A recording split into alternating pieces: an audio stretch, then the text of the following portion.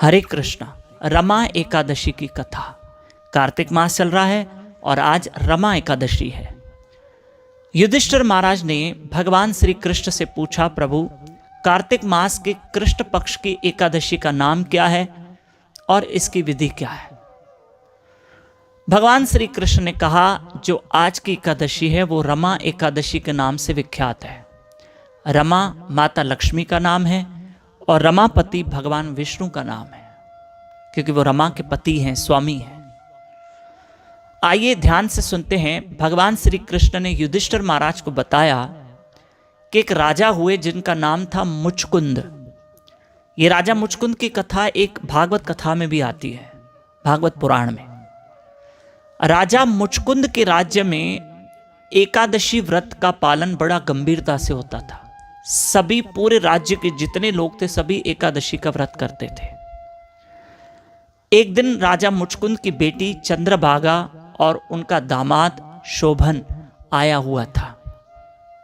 जैसे बेटी मायके में घूमने आती है तो चंद्रभागा राजा मुचकुंद की बेटी है और अपने पति शोभन को भी लेकर आई। अर्थात राजा मुचकुंद की बेटी चंद्रभागा और दामाद शोभन भी आया। शोभन का शरीर दुबला पतला था, वो एकादशी का व्रत नहीं कर पाता और कोई भी व्रत नहीं कर पाता, वो भूख सहन नहीं कर पाता। पर एक बार ये रमा एकादशी आई तो सबको व्रत करना पड़ा। शोभन ने भी व्रत किया।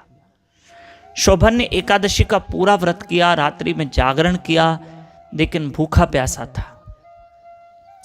खैर सुबह हुई, द्वादशी हुई, तब तक शोभन की मृत्यु हो गई और एकादशी के व्रत के प्रभाव से शोभन जो था वो मंदराचल पर्वत पे एक देवनगर का राजा बन गया।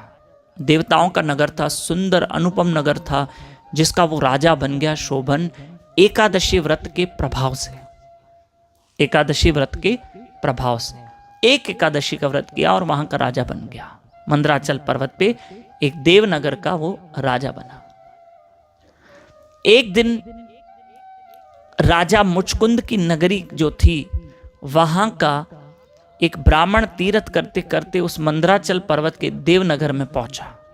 हालांकि उस देवनगर तक पहुंचना आसान नहीं था, पर उस ब्राह्मण ने भी कई एकादशी के व्रत किए थे, पुण्य कर्म किए, जो उस देवनगर तक पहुंच पाया।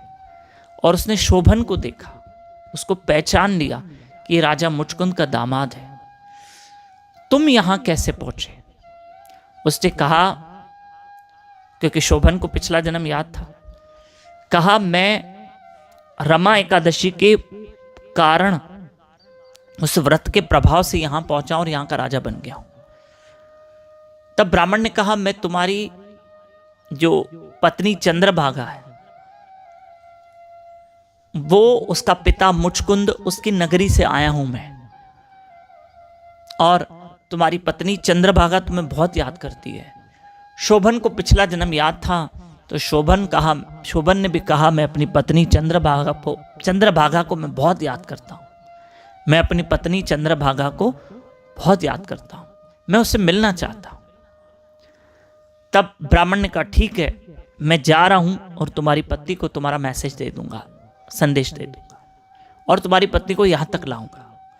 ब्राह्मण गए, क्योंकि चंद्रभागा ने भी कई वर्षों तक फिर रमा एकादशी, अन्य एकादशियों के व्रत किए, जिसके प्रभाव से वो भी उस देवनगर में पहुंची और अपने पति शोभन से मिली और वो वहां के राजा और रानी बन के राज कर रहे थे एकादशी के व्रत के प्रभाव से।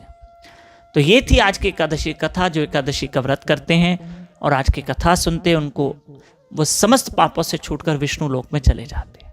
बोलो रमा एकादशी मैया की जय। आज आपने एकादशी के व्रत किया होगा, कार्तिक मास चल रहा है। एक आपसे प्रार्थना है कि रोज सुबह पूरी कोशिश कीजिए, ब्रह्म मुहूर्त में उठिए, 4:30 से 5:30 अर्ली मॉर्निंग उठकर मेरे साथ जप कीजिए, हरि कथा सुनिए यूट्यूब चैनल दामोदर दास पे लाइव रहकर। हरे कृष्णा।